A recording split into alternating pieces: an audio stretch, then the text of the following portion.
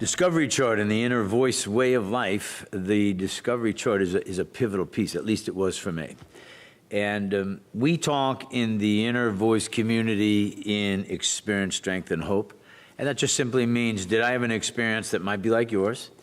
And if so, what did I learn from this whole years of traveling the world, really, and working with some of the top business, spiritual, and thought leaders. And I know I've repeated that several times, but that's where it comes from.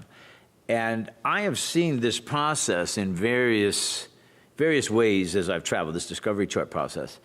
And it's kind of an upgrade from a program that I did years ago called the 1 in a Million 90-Day Challenge. And the basis of that program was to figure out why we are who we are. Why am I who I am? Why are you who you are? Why do you live where you do? Why do you talk the way you do? Why is your bank account where it is? Why do you dress the way you do? Why do you have certain character assets or defects? And what we generally find is we are a product of what has been put into our mental factory, what's been put into our brain by mom, dad, brother, sister, preacher, teacher, peers, and we sometimes take those assets or defects on. The best example I could give is, if you're a mom or dad, I know, as I've talked about this in many conferences and seminars that I've done, you can see just people smiling and laughing and agreeing, and that is, have you ever found yourself saying something that mom or dad used to say to you, and it's like, oh, you hated that, do as I do, do as I say, not as I do, or whatever it might be, and you promise, I'll never say that to my kids, and guess what, today, you find yourself saying the same thing. So, oh no, I've become my mom or I've become my dad. Well, that's a good characterization of why we need to do a discovery chart. For me, this was critical in my journey, in my path, to switch from warrior to statesperson. And the discovery chart looks just like this, so it's a very simple one. Now, if you're watching by DVD or e-learning, then you have access to that chart in front of you. If you are listening by audio, then you'll need to get your chart, and you can go to our website and get it, or right to the Inner Voice book and get it as well.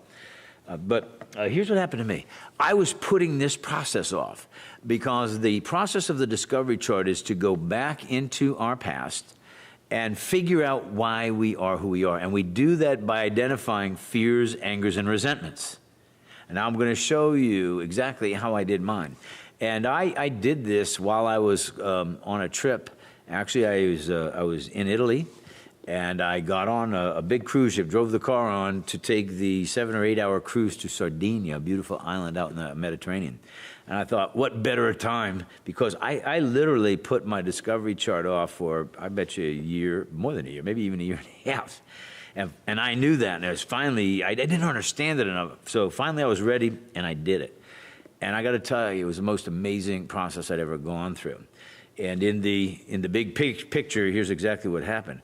When I went in and I identified these fears, angers, and resentments, the chart brought me, as I'm going to show you, right over to what was my part in what happened to me.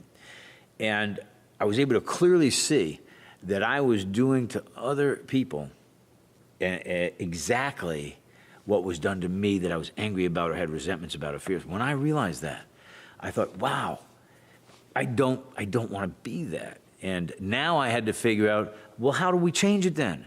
If I'm not what I was all these years and there's all these new behaviors, how do I do that without being a phony? How do I learn new behaviors when I've been doing the same thing for 20 or 30 or 40 years? That's a real question that everybody's got to have and you have to have. But let's go through the process here, and I think you're going to find some real clarity and a good bright light at the end of this tunnel.